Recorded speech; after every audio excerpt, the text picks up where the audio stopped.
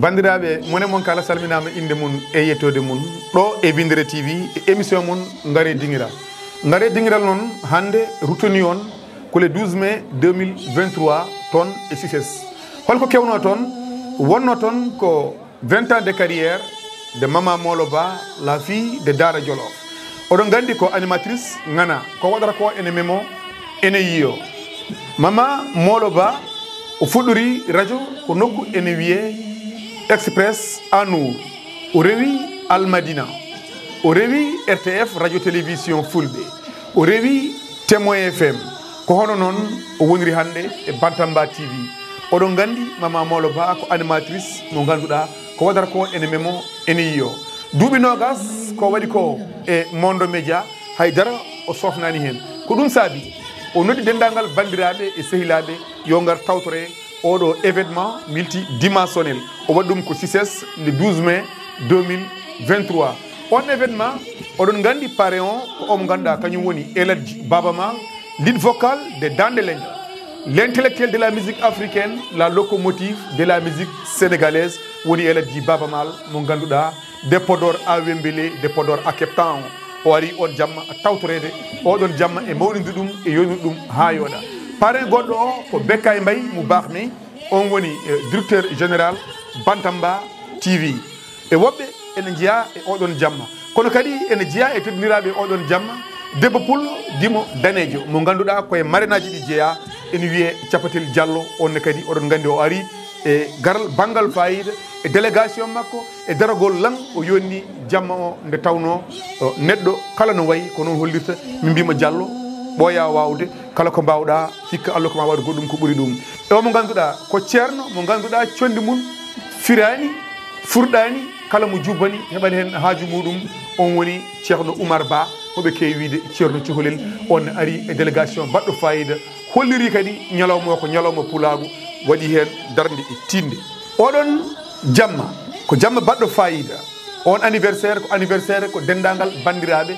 Damga Toro Law Halayɓe yirlaɓe hebbiyaɓe Bosse e Ngenar e ɓundu kumba bannandu Boubou Malick Sy ha toon e Jolof to Molo Ba ummito ala mankuɗo. On jamma noon ɓondiri ɗum ko soko nalanke joom dalilu baɗowo ko memoto ko yiyato de quelque chose palpable et visible biyeteɗo Alioune Guissé moɓe noddirta ɓoccitiɗo. Wadde bandiraɓe en ɓoyata e gaccat bandiraɓe daara gueɗe baɗɗe fayida ɗe ganduɗa Aliou Guissé waɗi ɗum e on saaha garten.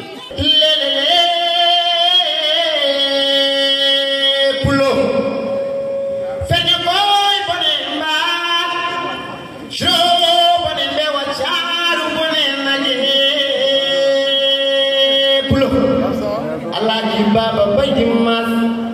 yalla julu gurdama barane baba baydi mas jude do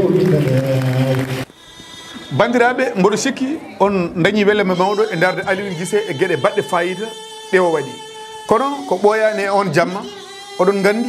omo ganduɗa ko kañum tigui woni Awa Seck mo waɗata ko waɗata ko ene memo ene yiyo kañum ne addi participation mum e jamma o kono noon kadi ko hono noon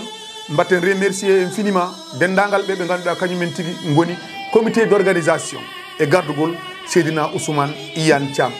hay goto en goppani mo kalɗen inde mum mo en kalani kala kamɓe kala yoɓe gandu ɓe jonni jamma o ɓe pawi ɗum e lawol. Awa Seck ɓooyani kañumne ari addi ko waɗi fayida mi acca bandiraɓe dara Awa Seck joni garten.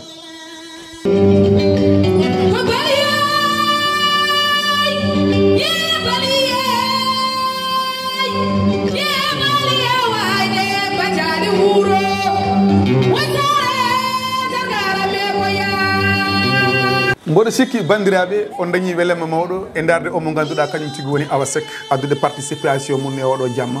ko noon mbatten remercier o mo ganduɗa kañum woni Moussa Bocar Thiam ministre de la communication kañum kadi woni maire mo Wourossogui on waɗi fayida e jamma o ko hono noon gorko Bagalamba Diara Diassa Sade Biro Mbañu gorko Ali Paté on woni so Moussa Oumar kañum woni coordinateur général PIMA waɗi hen gueɗe baɗɗe fayida ko hono noon e woɓɓe ɓe ganduɗa ɗen kalani yimɓe munen kono moni kala addi hen participation mum caggal nde omo ganduɗa kañum tigi woni Awa Seck ari holliri bandiraɓe ɓe ene jeeya e oɗo jamma ko hono noon hankadi noon yuman yangi joom bela joom boru loppata boru mum gaccen bandiraɓe omo ganduɗa kañum woni Abdou Camara kanko tigi tami jamma o e junggo makko kanko e nalankoɓe woɓɓe ma won jii hen Demba Guissé ma won jii hen Kane Diallo ma won jii hen Ndeye Diara Gaye debbo Dungele Doole ma won jii hen omo ganduɗa kañum woni Sippi e nalankoɓe woɗɓe no mbaɗanmi macci ɗon e Abdou Camara mo jii pako leñolen jamma o waɗi muhumaka rewi lawol no mbaɗanmi mi accida on omo ganduɗa kañum tigi woni Cameroun Woman mo ganduɗa golle mum cofani woni Aïcha Fall debbo Mouhamadou Hunare mi accida on e Abdou Camara e live baɗɗo fayi en jeeyi